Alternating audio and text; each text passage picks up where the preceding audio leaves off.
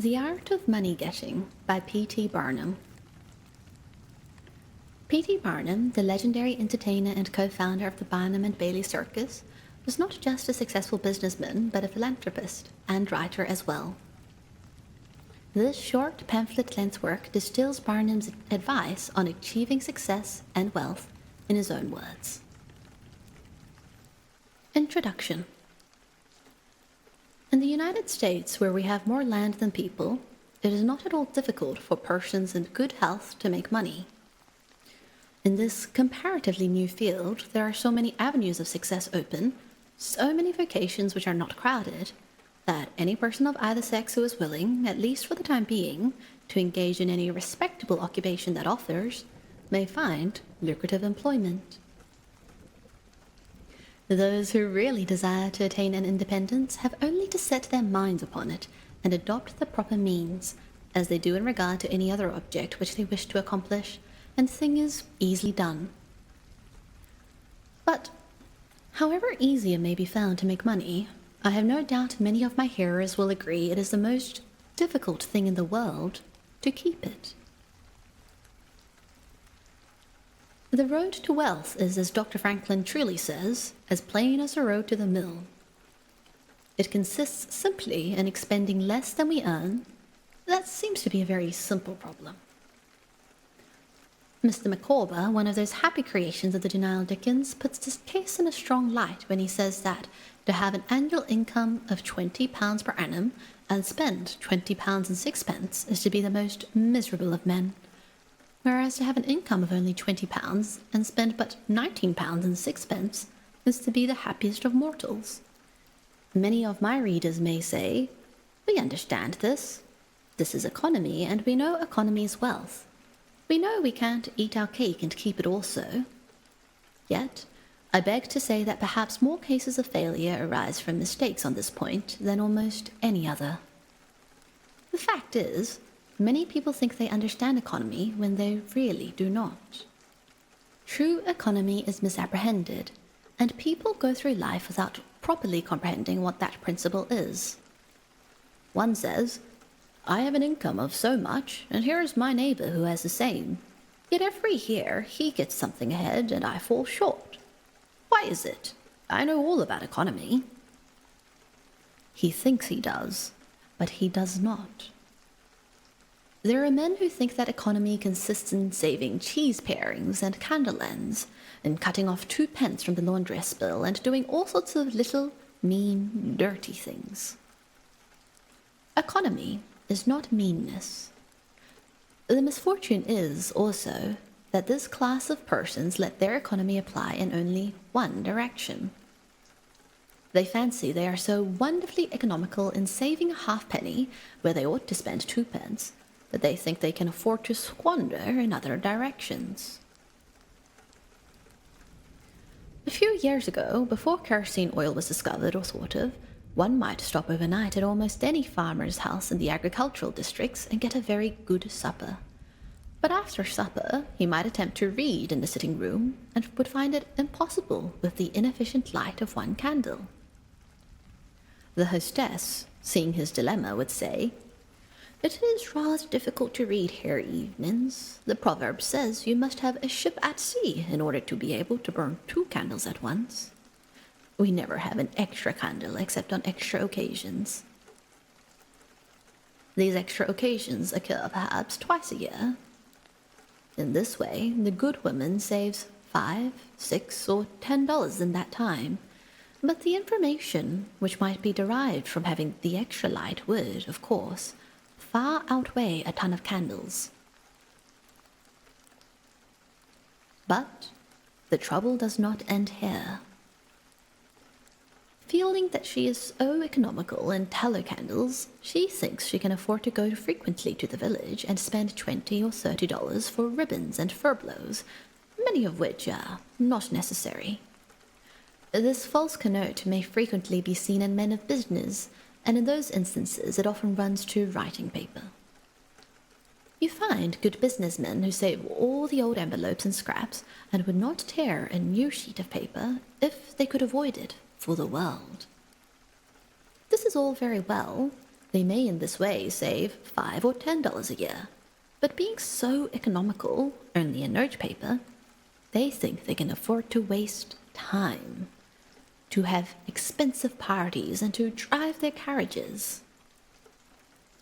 This is an illustration of Dr. Franklin's saving at the spigot and wasting at the bunghole, penny wise and pound foolish. Pungent speaking of this one idea, class of people says, they are like the man who bought a penny herring for his family's dinner and then hired a coach and four to take it home. I never knew a man to succeed by practicing this kind of economy. True economy consists in always making the income exceed the outgo. Wear the old clothes a little longer if necessary, dispense with a new pair of gloves, mend the old dress, live on plainer food if need be, so that under all circumstances, unless some unforeseen accident occurs, there will be a margin in favor of the income. A penny here and $1 there, placed at interest, goes on accumulating, and in this way the desired result is attained. It requires some training, perhaps, to accomplish this economy, but when once used to it, you will find there is more satisfaction in rational saving than in irrational spending. Here is a recipe which I recommend. I have found it to work on an excellent cure for extravagance, and especially for mistaken economy. When you find that you have no surplus at the end of the year and yet have a good income, I advise you to take a few sheets of paper and form them into a book and mark down every item of expenditure. Post it every day or week in 2 columns, one headed necessaries or even comforts, and the other headed luxuries, and you will find that the latter column will be double, treble, and frequently 10 times greater than the former. The real comforts of life cost but a small portion of what most of us can earn. Dr. Franklin says, "It is the eyes of others and not our own eyes which ruin us. If all the world were blind except myself, I should not care for fine clothes or furniture. It is the fear of what Mrs. Grundy may say that keeps the noses of many worthy families to the grindstone." In America, many persons like to repeat, "We are all free and equal." But it is a great mistake in more senses than one. That we are born free and equal is a glorious truth in one sense, yet we are not all born equally rich, and we never shall be. One may say, "There's a man who has an income of $50,000 per annum, while I have but $1,000. I knew that fellow when he was poor like myself. Now he is rich and thinks he is better than I am. I will show him that I am as good as he is. I will go and buy a horse and buggy. No, I cannot do that, but I will go and hire one and ride this afternoon on the same road that he does, and thus prove to him that I am as good as he is." My friend, you need not take that trouble. You can easily prove that you are as good as he is. You have only to behave as well as he does, but you cannot make anybody believe that you are rich as he is.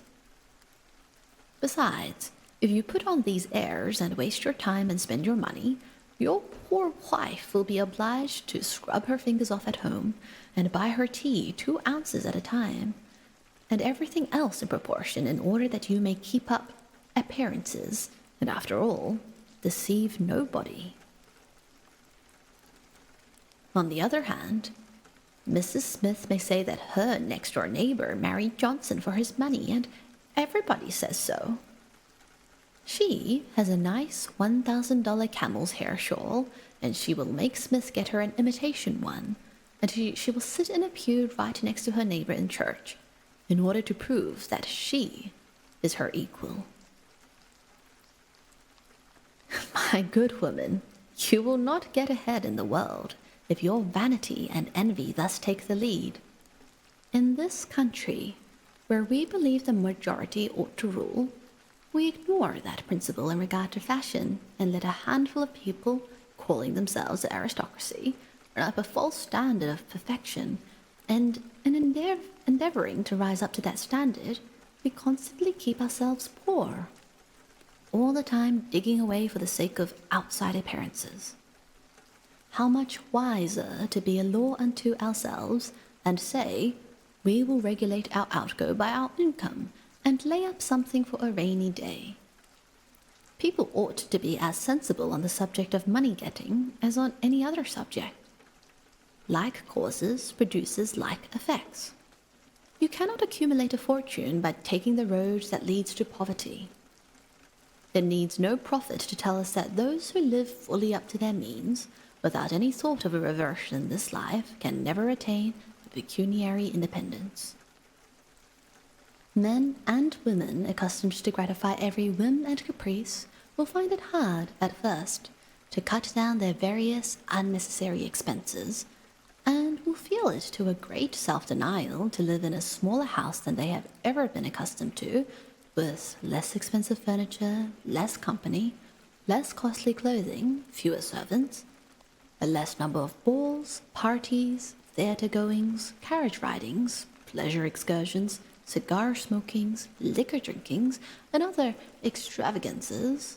But, after all, if they will try the plan of laying by a nest egg, or in other words, a small sum of money, at interest or judiciously invested in land, they will be surprised at the pleasure to be derived from constantly adding to their little pile, as well as from all the economical habits which are engendered by this course. The old suit of clothes and the old bonnet and dress will answer for another season. The croton or spring water tastes better than champagne. A cold bath and a brisk walk will prove more exhilarating than a ride in the finest coach. A social chat, an evening's reading in the family circle, or an hour's play of Hunt the Slipper and Blind Man's Buff will be far more pleasant than a $50 or $500 party, when the reflection on the difference in cost is indulged in by those who begin to know the pleasures of saving. Thousands of men are kept poor, and tens of thousands are made so after they have acquired quite sufficient to support them well through life, in consequence of laying their plans of living on too broad a platform. Some families expend $20,000 per annum, and some much more and would scarcely know how to live on less, while others secure more solid enjoyment, frequently on a 20th part of that amount. Prosperity is a more severe ordeal than adversity, especially sudden prosperity. Easy come, easy go is an old and true proverb. A spirit of pride and vanity, when permitted to have full sway, is the undying cankerworm which gnaws the very vitals of a man's worldly possessions, let them be small or great, hundreds or millions. Many persons, as they begin to prosper, immediately expand their ideas and commence expending for luxuries until in a short time their expenses swallow up their income, and they become ruined in their ridiculous attempts to keep up appearances and make a sensation. I know a gentleman of fortune who says that when he first began to prosper, his wife would have a new and elegant sofa. That sofa, he says, cost me $30,000. When the sofa reached the house, it was found necessary to get chairs to match, then sideboards, carpets, and tables to correspond with them, and so on through the entire stock of furniture, when at last it was found that the house itself was quite too small and old-fashioned for the furniture, and a new one was built to correspond with the new purchases.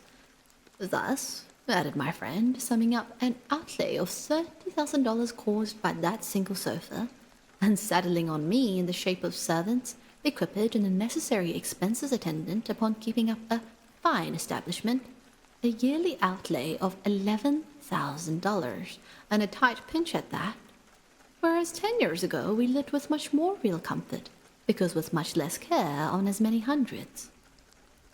The truth is, he continued, that sofa would have brought me to inevitable bankruptcy, but not a most unexampled title to prosperity kept me above it, and had I not checked the natural desire to cut a dash. The foundation of success in life is good health. That is a substratum of fortune. It is also the basis of happiness. A person cannot accumulate a fortune very well when he is sick. He has no ambition, no incentive, no force. Of course, there are those who have bad health and cannot help it. You cannot expect that such persons can accumulate wealth, but there are a great many in poor health who need not be so. If, then, sound health is the foundation of success and happiness in life, how important it is that we should study the laws of health, which is but another expression for the laws of nature. The nearer we keep to the laws of nature, the nearer we are to good health, and yet how many persons there are who pay no attention to natural laws, but absolutely transgress them, even against their own natural inclination. We ought to know that the sin of ignorance is never winked at in regard to the violation of nature's laws, for their infraction always brings the penalty. A child may thrust its finger into the flames without knowing it will burn, and so suffers, repentance even, will not stop the smart. Many of our ancestors knew very little about the principle of ventilation. They did not know much about oxygen, and whatever other gin they might have been acquainted with, and consequently they built their houses with little 7 by 9 feet bedrooms, and these good, old, pious Puritans would lock themselves up in one of these cells, say their prayers, and go to bed.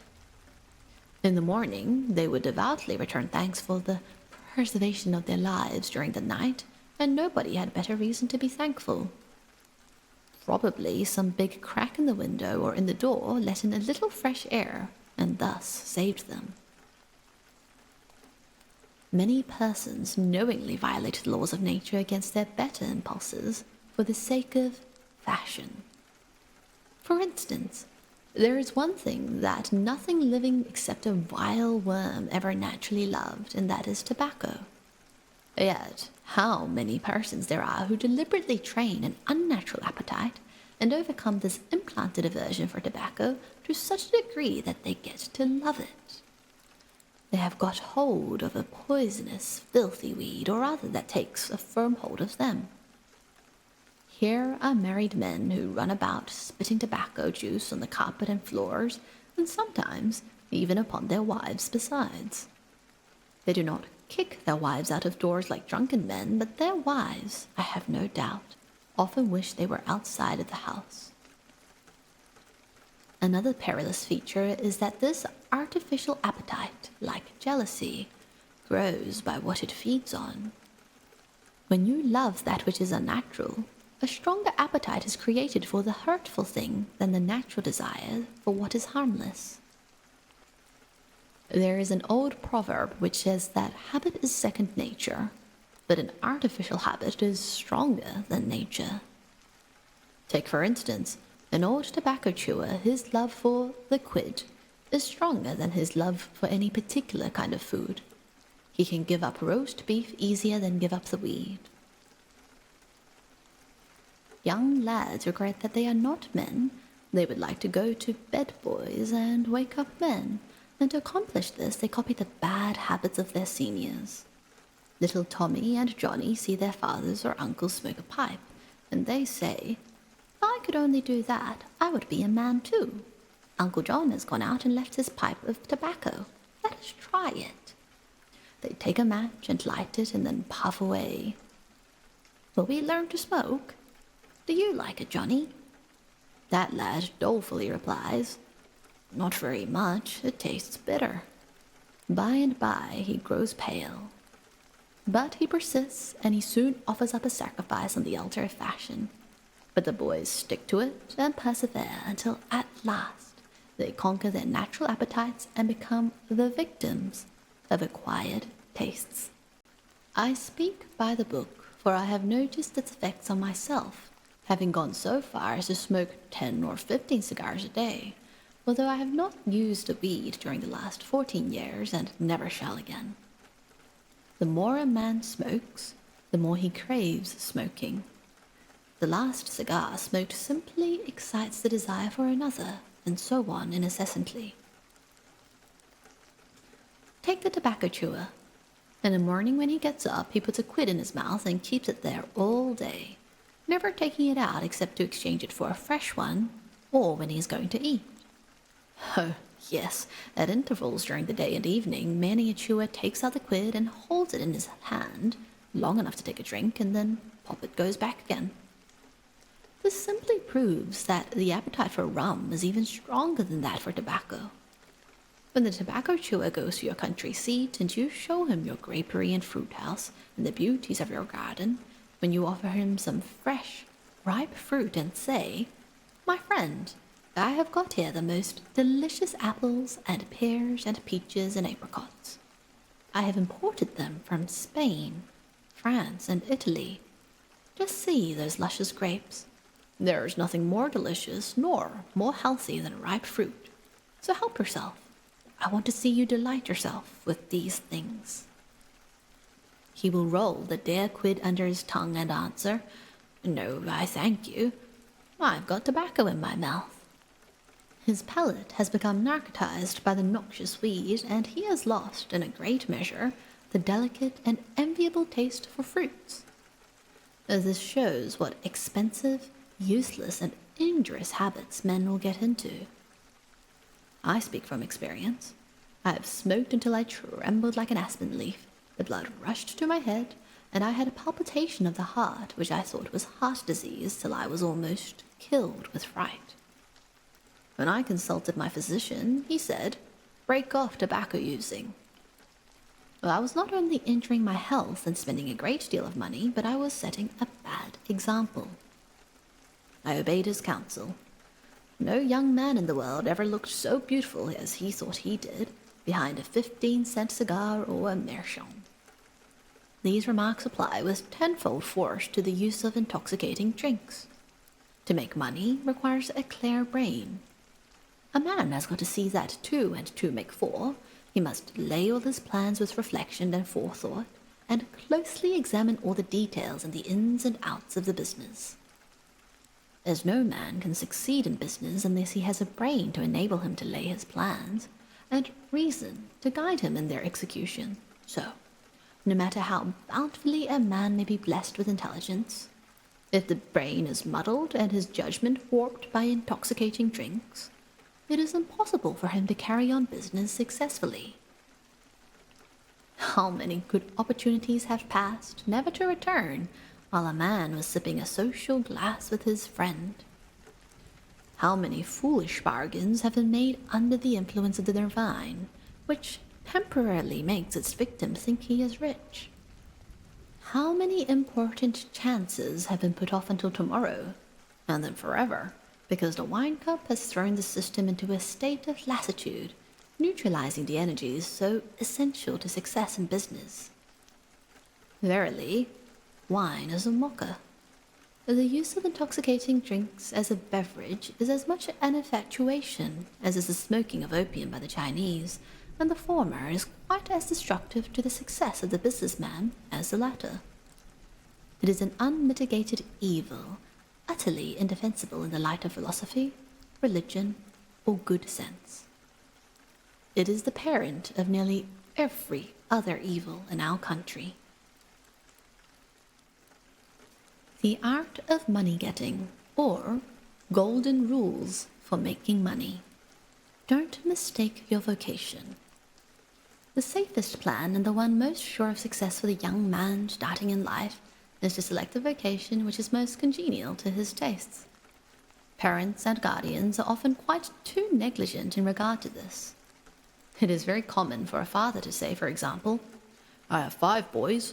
I will make Billy a clergyman, John a lawyer, Tom a doctor, and Dick a farmer." He then goes into town and looks about to see what he will do with Sammy. He returns home and says, "Sammy, I see watchmaking is a nice genteel business. I think I will make you a goldsmith." He does this regardless of Sam's natural inclinations or genius. We are all in no doubt born for a wise purpose. There is as much diversity in our brains as in our countenances. Some are born natural mechanics, while some have a great aversion to machinery. Let a dozen boys of 10 years get together, and you will soon observe 2 or 3 are whittling out some ingenious device, working with locks or complicated machinery. When they were about 5 years old, their father could find no toy to please them like a puzzle.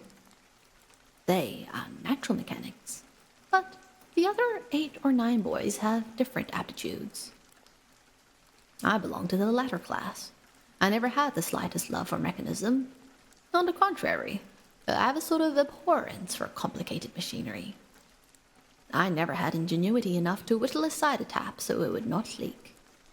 I never could make a pen that I could write with, or understand the principle of a steam engine. If a man was to take such a boy as I was and attempt to make a watchmaker of him, the boy might, after an apprenticeship of 5 or 7 years, be able to take apart and put together a watch. But all through life, he would be working uphill and seizing every excuse for leaving his work and idling away his time.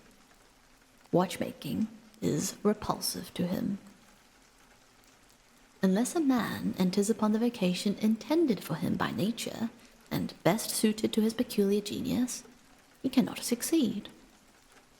I am glad to believe that the majority of persons do find their right vocation, yet we see many who have mistaken their calling, from the blacksmith up or down to the clergyman. You will see, for instance, that extraordinary linguist, the learned blacksmith, who ought to have been a teacher of languages, and you may have seen lawyers, doctors, and clergymen who are better fitted by nature for the anvil or the lapstone. Select the right location. After securing the right vocation, you must be careful to select the proper location. You may have been cut out for a hotel keeper, and they say it requires a genius to know how to keep a hotel. You might conduct a hotel like clockwork and provide satisfactorily for 500 guests every day. Yet, if you should locate your house in a small village where there is no railroad communication or public travel, the location would be your ruin. It is equally important that you do not commence business where there are already enough to meet all demands in the same occupation. I remember a case which illustrates this subject. When I was in London in 1858, I was passing down Holborn with an English friend and came to the penny shows. They had immense cartoons outside portraying the wonderful curiosities to be seen, all for a penny. Being a little in the show line myself, I said, "Let us go in here." We soon found ourselves in the presence of the illustrious showman, and he proved to be the sharpest man in that line I had ever met. He told us some extraordinary stories in reference to his bearded ladies, his albinos, and his armadillos, which we could hardly believe, but thought it better to believe it than look after the proof. He finally begged to call our attention to some wax statuary and showed us a lot of the dirtiest and filthiest wax figures imaginable. They looked as they had not seen water since the deluge. "What is there so wonderful about your statuary?" I asked. "I beg you not to speak so satirically," he replied. "Sir, these are not Madame Tussaud's wax figures, all covered with gilt and tinsel and imitation diamonds, and copied from engravings and photographs. Mine, sir, were taken from life. Whenever you look upon one of those figures, you may consider that you are looking upon the living individual." Glancing casually at them, I saw one labelled Henry VIII, and feeling a little curious upon seeing that it looked like Calvin Edson, the living skeleton, I said, "Do you call that Henry VIII?" He replied, "Certainly, sir. It was taken from life at Hampton Court by a special order of His Majesty on such a day." He would have given the hour of the day if I had resisted. I said, "Everybody knows that Henry VIII was a great, stout old king, and that figure is lean and lank. What do you say to that?" "Why," he replied, "you would be lean and lank yourself if you sat there as long as he has." There was no resisting such arguments. I said to my English friend, "Let us go out." Do not tell him who I am. I show the white feather, he beats me." He followed us to the door, and seeing the rabble in the street, he called out, "Ladies and gentlemen, I beg to draw your attention to the respectable character of my visitors," pointing to us as we walked away. I called upon him a couple of days afterwards, told him who I was, and said, "My friend, you are an excellent showman, but you have selected a bad location."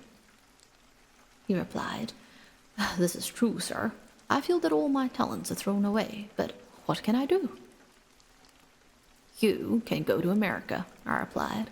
"You can give full play to your faculties over there. You'll find plenty of elbow room in America. I'll engage you for 2 years, and after that you'll be able to go on your account." He accepted my offer and remained 2 years in my New York museum. He then went to New Orleans and carried on a traveling show business during the summer. Today, he is worth $60,000, simply because he selected the right vocation and also secured the proper location. The old proverb says, 3 removes are as bad as a fire, but when a man is in the fire, it matters but little how soon or how often he removes. Avoid debt. Young men starting in life should avoid running into debt. There is scarcely anything that drags a person down like debt. It is a slavish position to get in, yet we find many a young man, hardly out of his teens, running in debt. He meets a chum and says, "Look at this. I've got trusted for a new suit of clothes."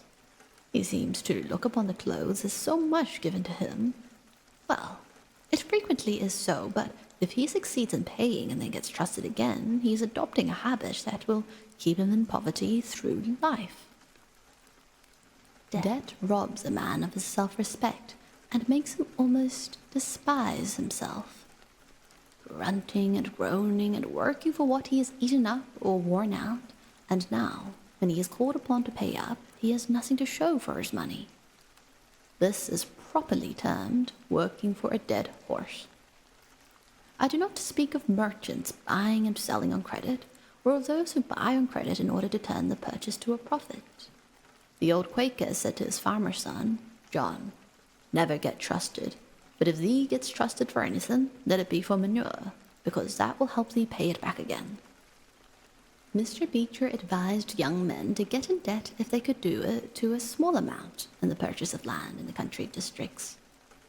"If a young man," he says, "will only get in debt for some land and then get married, these 2 things will keep him straight, or nothing will." This may be safe to a limited extent, but getting in debt for what you eat and drink and wear is to be avoided. Some families have a foolish habit of getting credit at the stores, and thus frequently purchase many things which might have been dispensed with. It is all very well to say, "I've got trusted for 60 days, and if I don't have the money, the creditor will think nothing about it." There is no class of people in the world who have such good memories as creditors.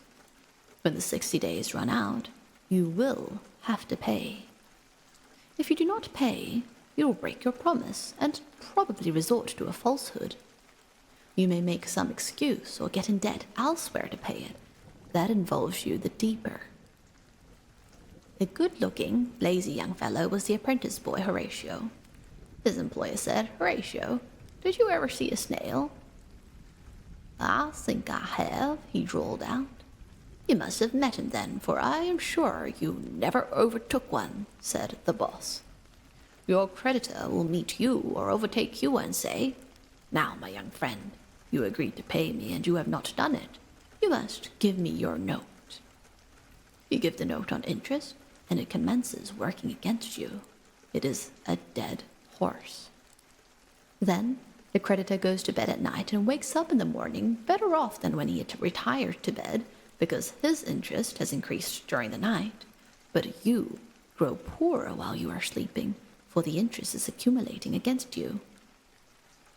Money is in some respects like fire. It is a very excellent servant, but a terrible master. When you have it mastering you, when interest is constantly piling up against you, it will keep you down in the worst kind of slavery. But let money work for you, and you have the most devoted servant in the world. It is no I servant. There is nothing animate or inanimate that will work so faithfully as money when placed at interest, well secured. It works night and day, and in wet or dry weather. I was born in the blue law state of Connecticut, where the old Puritans had laws so rigid that it was said they fined a man for kissing his wife on Sunday. Yet, these rich old Puritans would have thousands of dollars at an interest, and on Saturday night would be worth a certain amount. On Sunday, they would go to church and perform all the duties of a Christian. On waking up on Monday morning, they would find themselves considerably richer than the Saturday night previous, simply because their money placed at an interest had worked faithfully for them all day Sunday, according to law. Do not let it work against you. If you do, there is no chance for success in life so far as money is concerned. John Randolph, the eccentric Virginian, once exclaimed in Congress, "Mr. Speaker, I have discovered the philosopher's stone. Pay as you go." This is indeed nearer to the philosopher's stone than any alchemist has ever yet arrived. Persevere. When a man is in the right path, he must persevere. I speak of this because there are some persons who are born tired, naturally lazy, and possessing no self-reliance and no perseverance. But they can cultivate these qualities, as Davy Crockett said. "This thing remember when I am dead. Be sure you are right, then go ahead." It is this go-aheaditiveness, this determination not to let the horrors or the blues take possession of you, so as to make you relax your energies in the struggle for independence, which you must cultivate.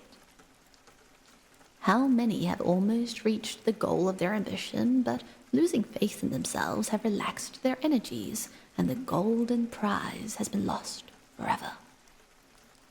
It is, no doubt, often true, as Shakespeare says, "There is a tide in the affairs of men, which, taken at the flood, leads on to fortune." If you hesitate, some bolder hand will stretch out before you and get the prize. Remember the proverb of Solomon, "He becometh poor that dealeth with the slack hand, but the hand of the diligent maketh rich." Perseverance is sometimes but another word for self-reliance. Many persons naturally look on the dark side of life and borrow trouble. They are born so. Then they ask for advice, and they will be governed by one wind and blown by another, and cannot rely upon themselves.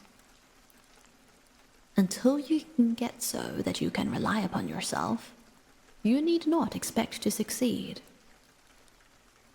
I have known men personally who have met with pecuniary reverses and absolutely committed suicide because they thought they could never overcome their misfortune. But I have known others who have met more serious financial difficulties and have bridged them over by simple perseverance, aided by a firm belief that they were doing justly, and that Providence would overcome evil with good. You will see this illustrated in any sphere of life. Take two generals, both understand military tactics, both educated at West Point, if you please, both equally gifted, yet one having this principle of perseverance and the other lacking it. The former will succeed in his profession while the latter will fail. One may hear the cry, "The enemy are coming, and they have got a cannon." "Got cannon?" says the hesitating general. "Yes." "Then halt, every man." He wants time to reflect. His hesitation is his ruin. The enemy passes unmolested or overwhelms him, while on the other hand, the general of pluck, perseverance, and self-reliance goes into battle with a will, and amid the clash of arms, the booming of cannon, the shrieks of the wounded, and the moans of the dying, you will see this man persevering, going on, cutting and slashing his way through with unwavering determination, inspiring his soldiers to deeds of fortitude, valor, and triumph. Whatever you do, do it with all your might. Work at it, if necessary, early and late, in season and out of season, not leaving a stone unturned, and never deferring for a single hour that which can be done just as well now. The old proverb is full of truth and meaning. Whatever is worth doing at all is worth doing well. Many a man acquires a fortune by doing his business thoroughly, while his neighbor remains poor for life because he only half does it. Ambition, energy, industry, perseverance are indispensable requisites for success in business. Fortune always favors the brave and never helps a man who does not help himself.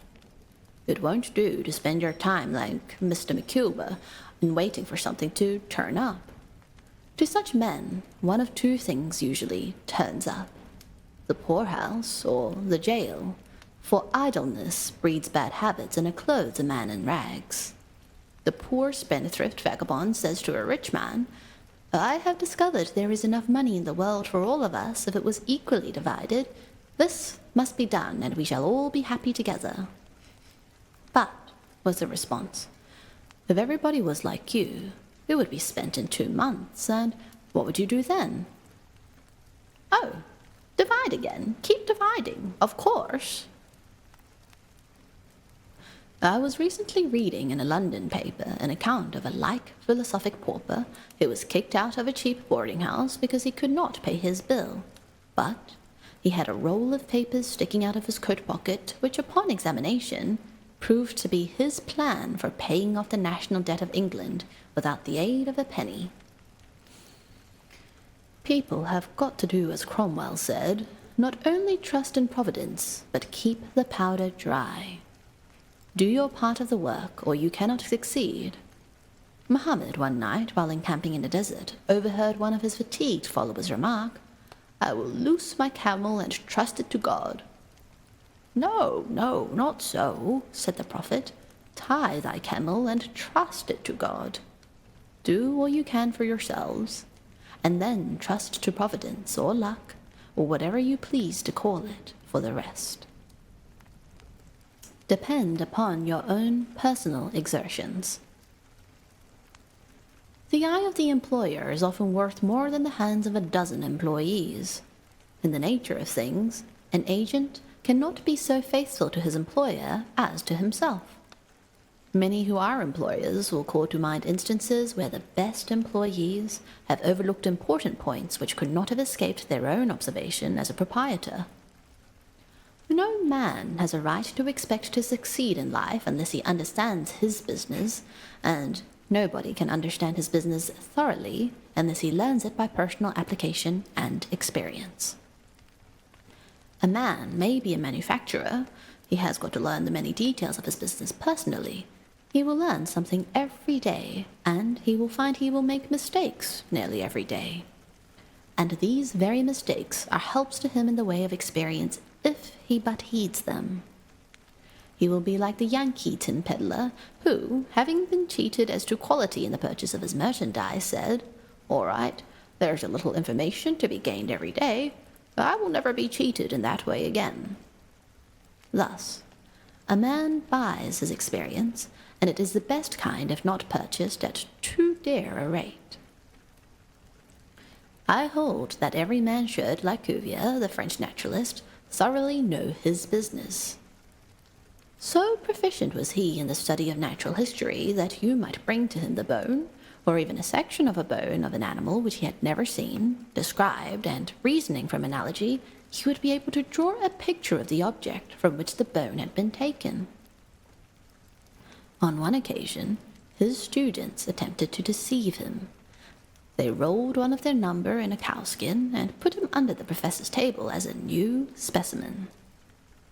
When the philosopher came into the room, some of the students asked him what animal it was. Suddenly the animal said, "I am the devil, and I am going to eat you." It was but natural that Cuvier should desire to classify this creature, and, examining it intently, he said, "Divided hoof, graminivorous, it cannot be done." He knew that an animal with a split hoof must live upon grass and grain or other kind of vegetation, and would not be inclined to eat flesh, dead or alive, so he considered himself perfectly safe. The possession of a perfect knowledge of your business is an absolute necessity in order to ensure success. Among the maxims of the elder Rothschild was one all-apparent paradox: be cautious and bold. This seems to be a contradiction in terms, but it is not, and there is great wisdom in the maxim. It is, in fact, a condensed statement of what I have already said. It is to say, you must exercise your caution in laying your plans, but be bold in carrying them out. A man who is all caution will never dare to take hold and be successful, and a man who is all boldness is merely reckless and must eventually fail. A man may go on change and make $50,000 or $100,000 in speculating in stocks at a single operation. But if he has simple boldness without caution, it is mere chance, and what he gains today he will lose tomorrow. You must have both the caution and the boldness to ensure success. The Rothschilds have another maxim: never have anything to do with an unlucky man or place. That is to say, never have anything to do with a man or place which never succeeds, because, although a man may appear to be honest and intelligent, yet if he tries this or that thing and always fails, it is on account of some fault or infirmity that you may not be able to discover, but nevertheless which must exist. There is no such thing in the world as luck. There never was a man who could go out in the morning and find a purse full of gold in the street today and another tomorrow, and so on day after day. He may do so once in his life, but so far as mere luck is concerned, he is as liable to lose it as to find it. Like causes produce like effects. If a man adopts the proper methods to be successful, luck will not prevent him. If he does not succeed, there are reasons for it, although perhaps he may not be able to see them. Use the best tools. Men in engaging employees should be careful to get the best. Understand, you cannot have two good tools to work with, and there is no tool you should be so particular about as living tools. If you get a good one, it is better to keep him than keep changing. He learns something every day, and you are benefited by the experience he acquires. He is worth more to you this year than last, and he is the last man to part with, provided his habits are good and he continues faithful. If, as he gets more valuable, he demands an exorbitant increase of salary, on the supposition that you can't do without him, let him go. Whenever I have such an employee, I always discharge him, first, to convince him that his place may be supplied, and second, because he is good for nothing if he thinks he is invaluable and cannot be spared. But I would keep him if possible in order to profit from the result of his experience. An important element in an employee is the brain. You can see bills up, hands wanted, but hands are not worth a great deal without heads. Mr. Beecher illustrates this in this wise. An employee offers his service by saying, "I have a pair of hands and one of my fingers thinks." "That is very good," says the employer. Another man comes along and says, "He has 2 fingers that think." "Ah, that is better." But a third calls in and says that all his fingers and thumbs think. "That is better still." Finally, another steps in and says, "I have a brain that thinks. I think all over. I am a thinking as well as a working man." "You are the man I want," says the delighted employer. Those men who have brains and experience are therefore the most valuable, and not to be readily parted with. It is better for them, as well as yourself, to keep them, at reasonable advances in their salaries, from time to time. Don't get above your business. Young men, after they get through their business training or apprenticeship, instead of pursuing their avocation and rising in their business, will often lie about doing nothing. They say, I have learned my business, but I am not going to be a hireling. What is the object of learning my trade, or profession, unless I establish myself? Have you capital to start with? No, but I am going to have it. How are you going to get it? I will tell you confidentially. I have a wealthy old aunt and she will die pretty soon. But if she does not, I expect to find some rich old man who will lend me a few thousands to give me a start. If I only get the money to start with, I will do well. There is no greater mistake than when a young man believes he will succeed with borrowed money. Why? Because every man's experience coincides with that of Mr. Astor, who said it was more difficult for him to accumulate his first $1,000 than all the succeeding millions that made up his colossal fortune. Money is good for nothing unless you know the value of it by experience. Give a boy $20,000 and put him in business, and the chances are that he will lose every dollar of it before he is a year older. Like buying a ticket in the lottery and drawing a prize, it is easy come, easy go. He does not know the value of it. Nothing is worth anything unless it costs effort. Without self-denial and economy, patience and perseverance, and commencing with capital which you have not earned, you are not sure to succeed in accumulating. Young men, instead of waiting for dead men's shoes, should be up and doing, for there is no class of persons who are so unaccommodating in regard to dying as these rich old people, and it is fortunate for the expectant heirs that it is so. 9 out of 10 of the rich men of our country today started out in life as poor boys, with determined wills, industry, perseverance, economy, and good habits. They went on gradually, made their own money, and saved it, and this is the best way to acquire a fortune. Stephen Girard started life as a poor cabin boy and died worth $9 million. A.T. Stewart was a poor Irish boy, and he paid taxes on $1.5 million of income per year. John Jacob Astor was a poor farmer boy and died worth 20 millions. Cornelius Vanderbilt began life rowing a boat from Staten Island to New York. He presented our government with a steamship worth millions of dollars and died worth 50 million. There is no royal road to learning, says the proverb, and I may say it is equally true. The road to learning is a royal one. The road that enables the student to expand his intellect and add every day to his stock of knowledge until, in the pleasant process of intellectual growth, he is able to solve the most profound problems, to count the stars, to analyze every atom of the globe, and to measure the firmament. This is a regal highway, and it is the only road worth traveling. So, in regard to wealth, go on in confidence, study the rules, and above all things, study human nature. For the proper study of mankind is man, and you will find that while expanding the intellect and the muscles, your enlarged experience will enable you every day to accumulate more and more principle, which will increase itself by interest and otherwise until you arrive at a state of independence. You will find, as a general thing, that the poor boys get rich, and the rich boys get poor. For instance, a rich man at his decease leaves a large estate to his family. His eldest sons, who have helped him earn his fortune, know by experience the value of money, and they take their inheritance and add to it.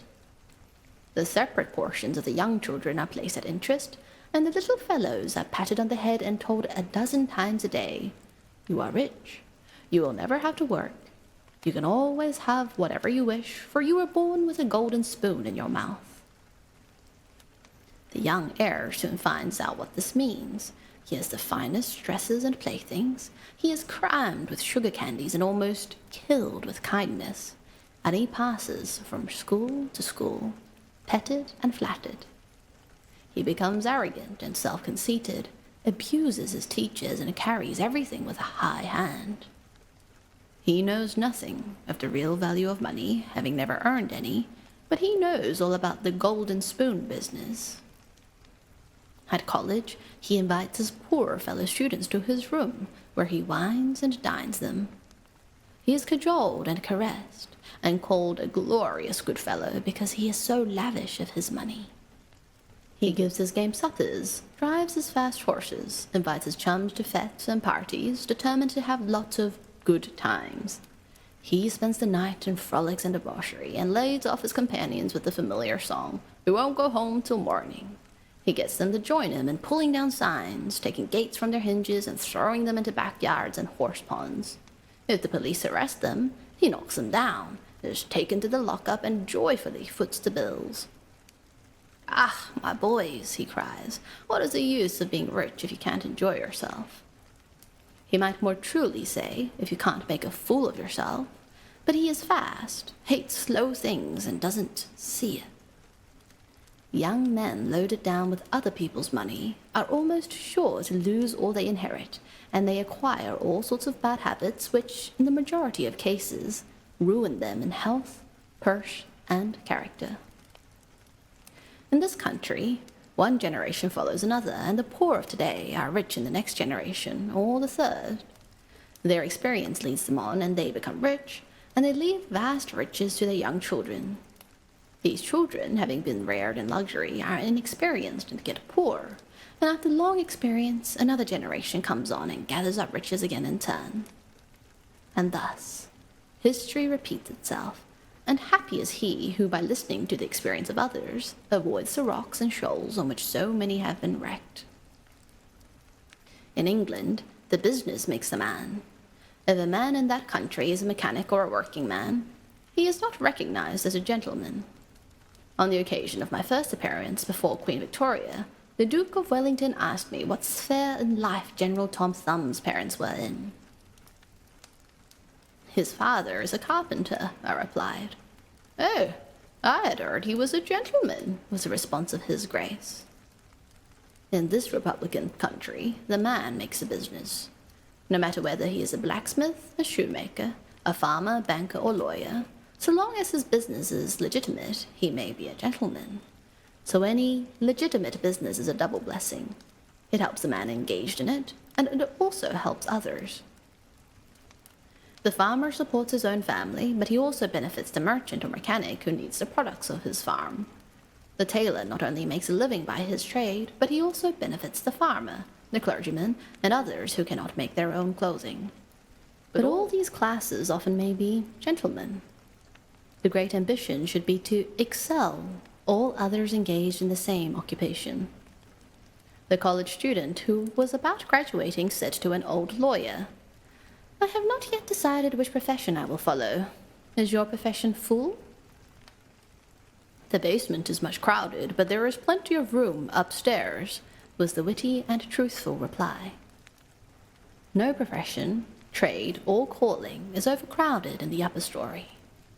Wherever you find the most honest and intelligent merchant or banker, or the best lawyer, the best doctor, the best clergyman, the best shoemaker, carpenter, or anything else, that man is most sought for, and has always enough to do.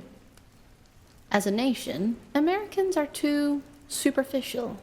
They are striving to get rich quickly, and do not generally do their business as substantially and thoroughly as they should. But whoever excels all others in his own line, if his habits are good and his integrity undoubted, cannot fail to secure abundant patronage and the wealth that naturally follows.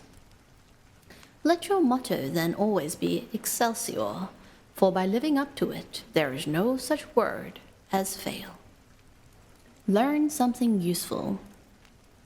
Every man should make his son or daughter learn some useful trade or profession, so that in these days of changing fortunes, of being rich today and poor tomorrow, they may have something tangible to fall back upon. This provision might save many persons from misery, who by some unexpected turn of fortune have lost all their means. Let hope predominate, but be not too visionary. Many persons are always kept poor because they are too visionary. Every project looks to them like certain success, and therefore they keep changing from one business to another, always in hot water, always under the harrow. The plan of counting the chickens before they are hatched is an error of an ancient date, but it does not seem to improve by age. Do not scatter your powers. Engage in one kind of business only, and stick to it faithfully until you succeed, or until your experience shows that you should abandon it. A constant hammering on one nail will generally drive it home at last, so that it can be clinched. When a man's undivided attention is centered on one object, his mind will constantly be suggesting improvements of value which would escape him if his brain was occupied by a dozen different subjects at once. Many a fortune has slipped through a man's fingers because he was engaged in too many occupations at a time. There is a good sense in the old caution against having too many irons in the fire at once. Be systematic. Men should be systematic in their business. A person who does business by rule, having a time and place for everything, doing his work promptly, will accomplish twice as much and with half the trouble of him who does it carelessly and slipshod. By introducing system into all your transactions, doing one thing at a time, always meeting appointments with punctuality, you find leisure for pastime and recreation. Whereas the man who only half does one thing and then turns to something else and half does that will have his business at loose ends, and will never know when his day's work is done, for it will never be done. Of course, there is a limit to all these rules. We must try to preserve the happy medium, for there is such a thing as being too systematic. There are men and women, for instance, who put away things so carefully that they can never find them again. It is too much like the red tape formality at Washington and Mr. Dickens' circumlocution office, all theory and no result. When the Astor House was first started in New York City, it was undoubtedly the best hotel in the country. The proprietors had learned a good deal in Europe regarding hotels, and the landlords were proud of the rigid system which pervaded every department of their great establishment. When 12 o'clock at night had arrived, and there were a number of guests around, one of the proprietors would say, "Touch that bell, John," and in 2 minutes, 60 servants with a water bucket in each hand would present themselves in the hall. "This," said the landlord, addressing his guests, "is our fire bell. It will show you we are quite safe here. We do everything systematically." This was before the Croton water was introduced into the city, but they sometimes carried their system too far. On one occasion, when the hotel was thronged with guests, one of the waiters was suddenly indisposed, and although there were 50 waiters in the hotel, the landlord thought he must have his full complement, or his system would be interfered with. Just before dinner time, he rushed downstairs and said, "There must be another waiter. I am one waiter short. What can I do?" He happened to see Boots, the Irishman. "Pat," said he, "wash your hands and face. Take that white apron and come into the dining room in 5 minutes." Presently, Pat appeared as required, and the proprietor said, "Now, Pat, you must stand behind these 2 chairs and wait on the gentleman who will occupy them. Did you ever act as a waiter?" "I know all about it, sure, but I never did it." Like the Irish pilot on one occasion, when the captain, thinking he was considerably out of his course, asked, "Are you certain you understand what you are doing?" Pat replied, "Sure, and I knows every rock in the channel." That moment, bang, thumped the vessel against a rock. "Ah, bejabbers, and that is one of 'em," continued the pilot. But to return to the dining room, "Pat," said the landlord, "here we do everything systematically. You must first give the gentlemen each a plate of soup, and when they finish that, ask them what they will have next." Pat replied, "Ah, and I understand perfectly the virtues of system." Very soon in came the guests. The plates of soup were placed before them. One of Pat's 2 gentlemen ate his soup, the other did not care for it. He said, "Waiter, take this plate away and bring me some fish." Pat looked at the untasted plate of soup, and remembering the instructions of the landlord in regard to his system, replied, not till you have ate your soup. Of course, that was carrying system entirely too far. Read the newspapers. Always take a trustworthy newspaper and thus keep thoroughly posted in regard to the transactions of the world. He who is without a newspaper is cut off from his species. In these days of telegraphs and steam, many important inventions and improvements in every branch of trade are being made, and he who don't consult the newspapers will soon find himself and his business left out in the cold. Beware of outside operations. We sometimes see men who have obtained fortunes suddenly become poor. In many cases, this arises from intemperance and often from gaming and other bad habits. Frequently, it occurs because a man has been engaged in outside operations of some sort. When he gets rich in his legitimate business, he is told of a grand speculation where he can make a score of thousands. He is constantly flattered by his friends who tell him that he is born lucky, that everything he touches turns into gold. Now, if he forgets that his economical habits, his rectitude of conduct, and a personal attention to a business which he understood causes success in life, he will listen to the siren voices. He says, "I will put in $20,000. I have been lucky, and my good luck will soon bring me back $60,000. A few days elapse, and it is discovered he must put in $10,000 more soon after he is told it is all right. But certain matters not foreseen require an advance of $20,000 more, which will bring him a rich harvest. But before the time comes round to realize, the bubble bursts, he loses all he is possessed of, and then he learns what he ought to have known at the first, that however successful a man may be in his own business, if he turns from that and engages ill a business which he don't understand, he is like Samson when shorn of his locks. His strength has departed, and he becomes like other men. If a man has plenty of money, he ought to invest something in everything that appears to promise success, and that will probably benefit mankind. But let the sums thus invested be moderate in amount, and never let a man foolishly jeopardize a fortune that he has earned in a legitimate way, by investing it in things in which he has had no experience. Don't endorse without security. I hold that no man ought ever to endorse a note or become security for any other man, be it his father or brother, to a greater extent than he can afford to lose and care nothing about, without taking good security. Here is a man that is worth $20,000.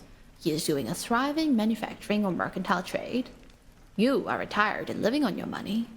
He comes to you and says, "You are aware that I am worth $20,000 and don't owe a dollar. If I had $5,000 in cash, I could purchase a particular lot of goods and double my money in a couple of months. Will you endorse my note for that amount?" You reflect that he is worth $20,000 and you incur no risk by endorsing his note. You like to accommodate him, and you lend your name without taking the precaution of getting security. Shortly after, he shows you the note with your endorsement cancelled and tells you, probably truly, that he made the profit that he expected by the operation. You reflect that you have done a good action, and that thought makes you feel happy. By and by, the same thing occurs again, and you do it again. You have already fixed the impression in your mind that it is perfectly safe to endorse his notes without security. But the trouble is, this man is getting money too easily. He has only to take your note to the bank, get it discounted, and take the cash. He gets money for the time being without effort, without inconvenience to himself. Now, mark the result. He sees a chance for speculation outside of his business. A temporary investment of only $10,000 is required. It is sure to come back before a note at the bank would be due. He places a note for that amount before you. You sign it almost mechanically. Being firmly convinced that your friend is responsible and trustworthy, you endorse his notes as a matter of course.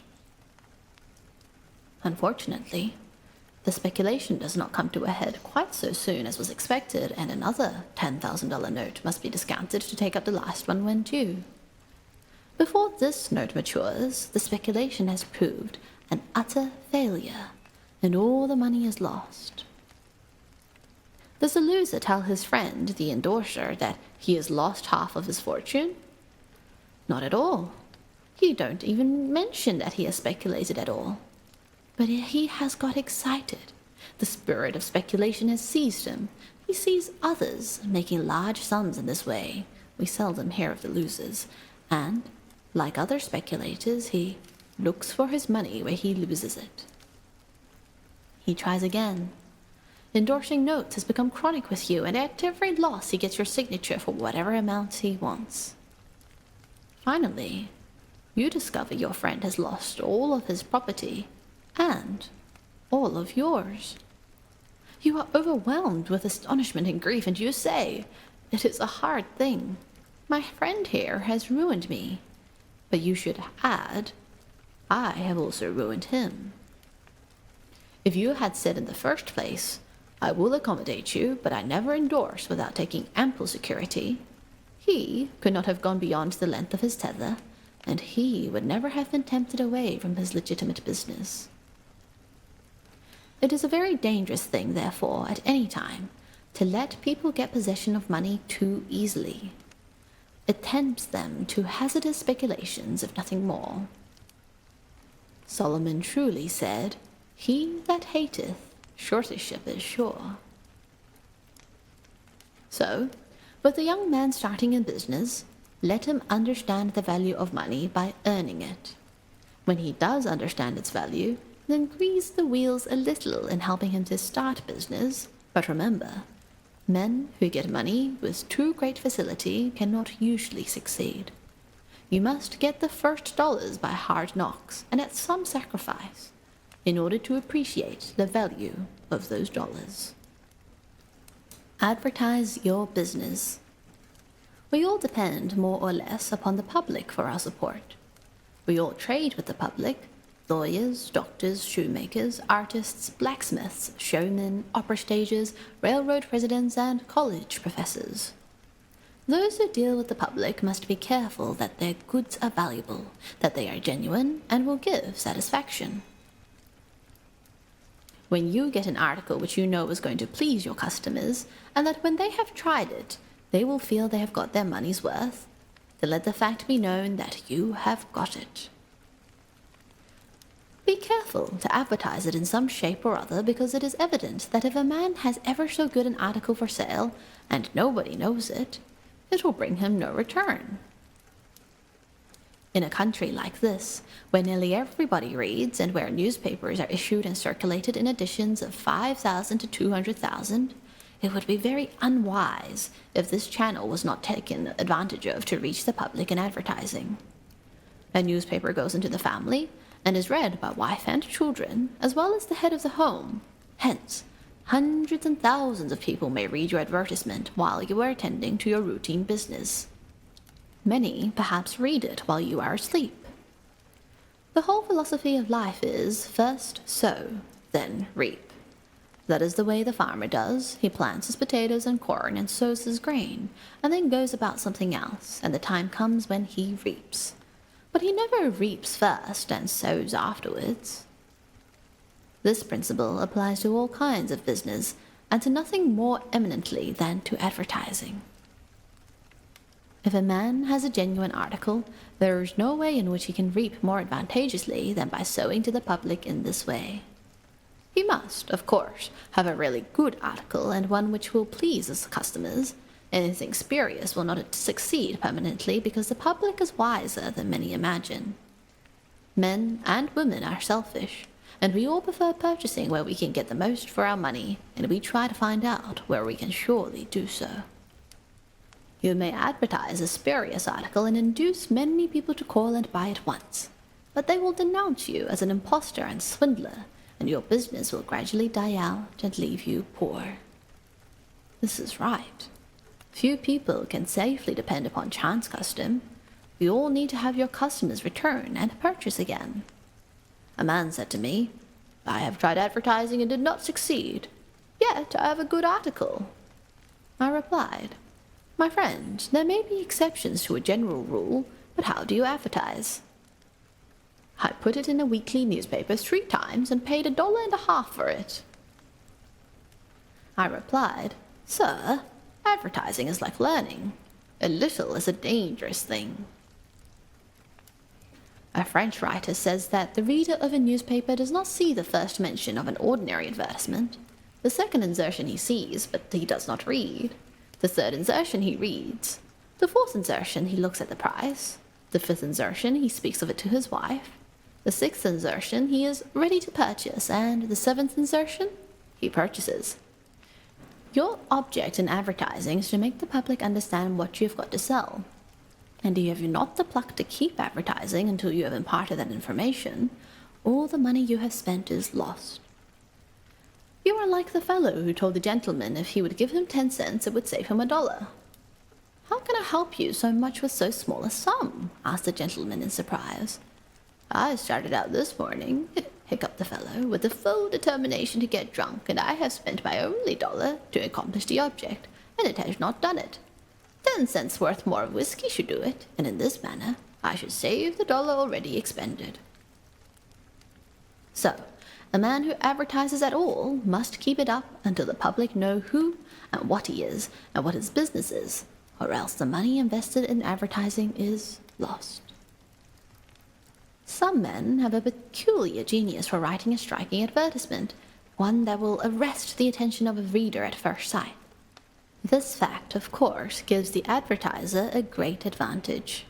Sometimes a man makes himself popular by a unique sign or a curious display in his window. Recently, I observed a swing sign extending over the sidewalk in front of a store, on which was the inscription in plain letters, "Don't read the other side."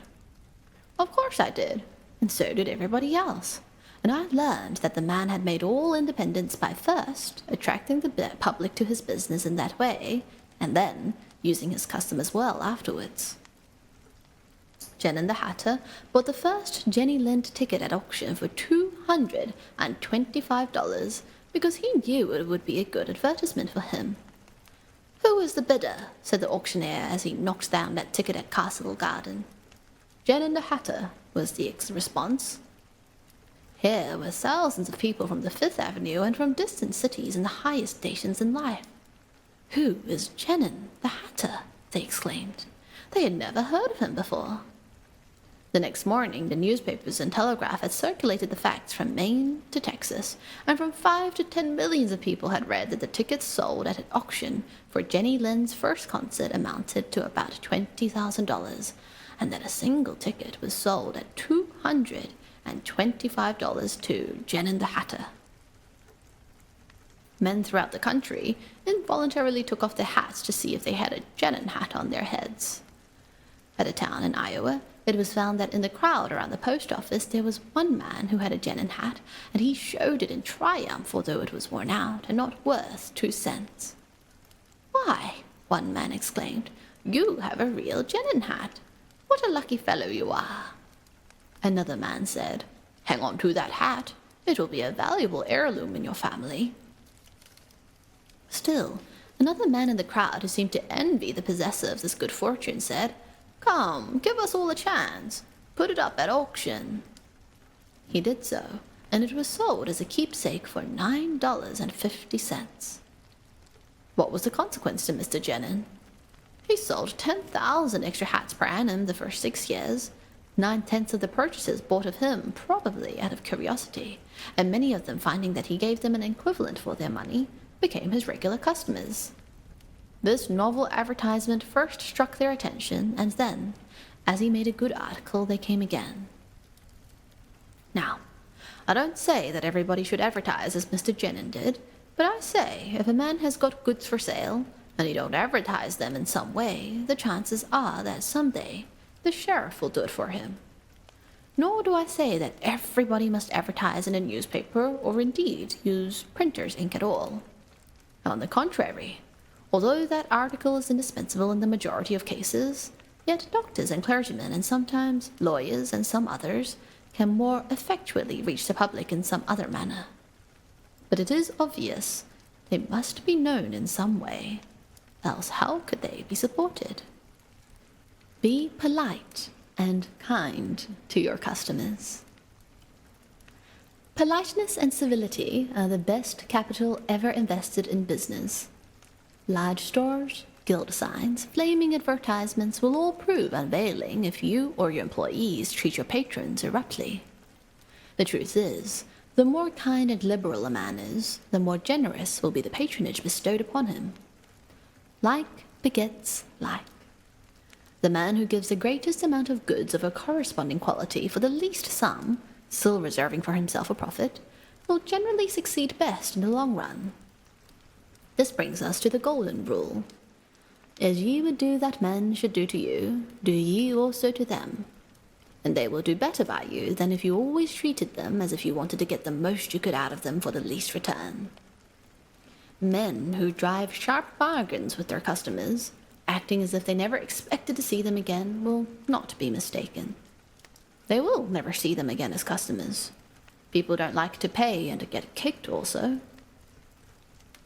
One of the ushers in my museum once told me he intended to whip a man who was in the lecture room as soon as he came out. "What for?" I inquired. "Because he said I was no gentleman," replied the usher. "Never mind," I replied. "He pays for that, and you will not convince him you are a gentleman by whipping him. I cannot afford to lose a customer. If you whip him, he will never visit the museum again, and he will induce friends to go with him to other places of amusement instead of this, and thus, you see, I should be a serious loser." "But he insulted me," muttered the usher. "Exactly," I replied, "and if he owned the museum and you had paid him for the privilege of visiting it, and he had then insulted you, there might be some reason in your resenting it. But in this instance, he is the man who pays, while we receive, and you must, therefore, put up with his bad manners." My usher laughingly remarked that this was undoubtedly the true policy, but he added that he should not object to an increase of salary if he was expected to be abused in order to promote my interest. Be charitable. Of course, men should be charitable because it is a duty and a pleasure. But even as a matter of policy, if you possess no higher incentive, you will find that the liberal man will command patronage, while the sordid, uncharitable miser will be avoided. Solomon says, "There is that scattereth and yet increaseth, and there is that withholdeth more than meet, but attendeth to poverty." Of course, the only true charity is that which is from the heart. The best kind of charity is to help those who are willing to help themselves. Promiscuous almsgiving without inquiring into the worthiness of the applicant is bad in every sense. But to search out and quietly assist those who are struggling for themselves is the kind that scattereth and yet increaseth. But don't fall into the idea that some person's practice of giving a prayer instead of a potato and a benediction instead of bread to the hungry. It is easier to make Christians with full stomachs than empty. Don't blab. Some men have a foolish habit of telling their business secrets. If they make money, they like to tell their neighbors how it was done. Nothing is gained by this, and ofttimes much is lost. Say nothing about your profits, your hopes, your expectations, your intentions. And this should apply to letters as well as to conversation. Goethe makes Mephistopheles say, "Never write a letter, nor destroy one." Businessmen must write letters, but they should be careful what they put in them. If you are losing money, be specially cautious and not tell of it, or you will lose your reputation. Preserve your integrity. It is more precious than diamonds or rubies. The old miser said to his sons, "Get money, get it honestly if you can, but get money." This advice was not only atrociously wicked, but it was the very essence of stupidity. It was as much as to say, if you find it difficult to obtain money honestly, You can easily get it dishonestly. Get it in that way. Poor fool. Not to know that the most difficult thing in life is to make money dishonestly. Not to know that our prisons are full of men who attempted to follow this advice. Not to understand that no man can be dishonest without soon being found out, and that when his lack of principle is discovered, nearly every avenue to success is closed against him forever. The public very properly shun all whose integrity is doubted. No matter how polite and pleasant and accommodating a man may be, none of us dare to deal with him if we suspect false weights and measures. Strict honesty not only lies at the foundation of all success in life, financially, but in every other respect. Uncompromising integrity of character is invaluable.